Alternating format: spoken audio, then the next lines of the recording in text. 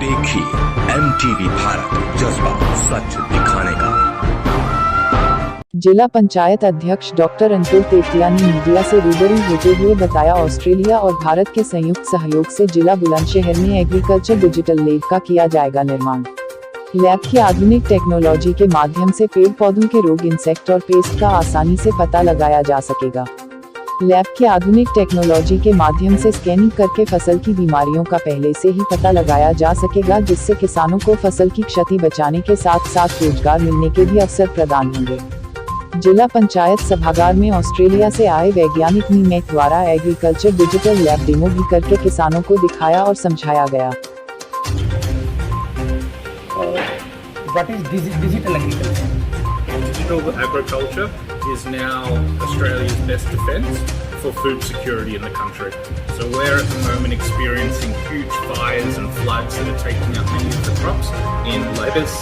bananas, mangoes, all these full crops. And so for us, ensuring we're maximising every single crop that can reach maturation is the most important thing we can do. And so using the digital techniques that we use on our body, like MRI, CT scan, whatever we could do to understand deeper the plants is what we are now focusing on when it comes to digital agriculture.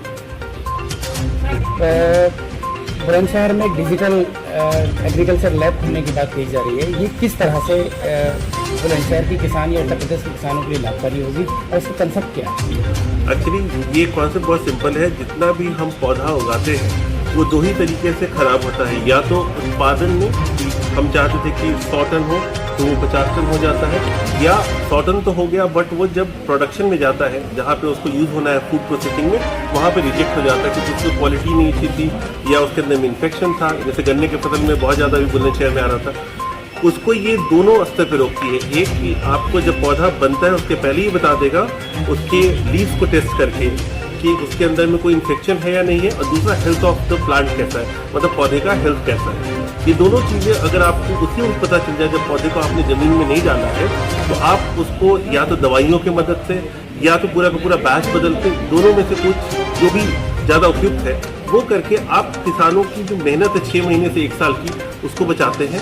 वो जो बचत है समय की और आर्थिक बचत है, उससे किसान ज़्यादा मजबूत हो जाता है। दूसरी चीज़ ये लैब एक बड़ा काम ये करती है कि जब ये सारी चीज़ें हम इकट्ठी कर रहे हैं तो डेटा जनरेट करती है जो हमें बताता है कि भारत में हमारे किस तरह की ज़मीन में किस तरीके के पौधे को हम अगर ग्रो करें तो वो ज़्यादा अच्छा करेगा बनस्पत जो हम करते हैं पिछले 100 सालों से। तो ये हमें हेल्प करता है नए प्लांट सिलेक्शन में भी। हम अगर कहीं पे सिर्फ गन्ने की खेती करते आ रहे हो पिछले 50 साल से, बट अब ज़मीन में उतनी ताकत नहीं है, तो हम क्या डेवलप करें, क्या ग्रो करें, कितने साल तक, वो पौधा क्या होगा और वो कितना हमें रिटर्न दे जाएगा, कितने प्रोडक्टिविटी दे जाएगा, वो भी ये लाभ बताएगी। वैज्ञानिक रूप से अगर किसानों की बात की जाए तो बहुत ज़्यादा जानकारी नहीं रखते हैं किसान वैज्ञानिक रूप से। वैसे नॉर्मल जो जानकारियाँ हैं वो किसानों को रहती हैं कि क्या बोना है, क्या काटना है, कब काटना है, सारी चीज़ें रहती हैं। लेकिन वैज्ञानिक रूप से चूँकि सारी आपकी चेकिंग और सारी टेस्टिंग वैज्ञानिक आधार पर है, तो ये किस तरह से उनको समझाएंगे आप?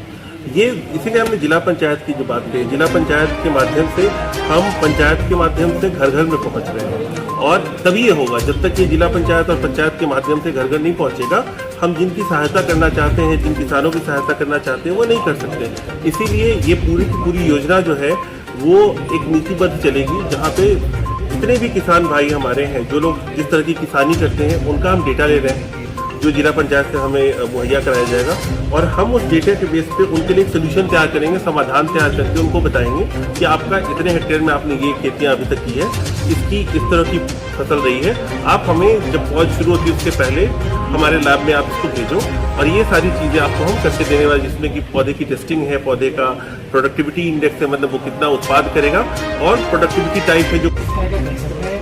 भारतीय परिवेश में किस तरह किसानों के लाभ मिल। जो ये डिजिटल एग्रीकल्चर हमने अभी प्रोजेक्ट दिखाया है पूरा, इसमें कोई टेक्नोलॉजीज़ हैं जो ऑस्ट्रेलिया में अभी चल रही है कि जो हमारा जब हम अपने खेतों में कोई पेड़ उगाते हैं या फसल उगाते हैं और उसमें कोई कीड़ा लग जाता है, तो वो हमें जब वो उग जाती है तब पता चलता है। लेकिन इस टेक्नोलॉजी के माध्यम से जिस तरह से हमारी बॉडी किसी स्कैन से गुजरती है, या तो हम उसे चिकित्सक भाषा में MRI बोले या CT स्कैन बोले, उसी तरह से ये जो लैब है ये स्कैन करेगी हमारी फसल को, उसके पत्तों को, जिससे ये पता चलेगा कि उसके अंदर किस तरह की कोई बीमारी है, कोई इन्फेक्शन है, किस तरह की ये चीज़ें उसमें चल रही हैं, और पता लगने के बाद उसमें क्या उपचार किया जा सकता है और क्या उस उपचार के बाद वो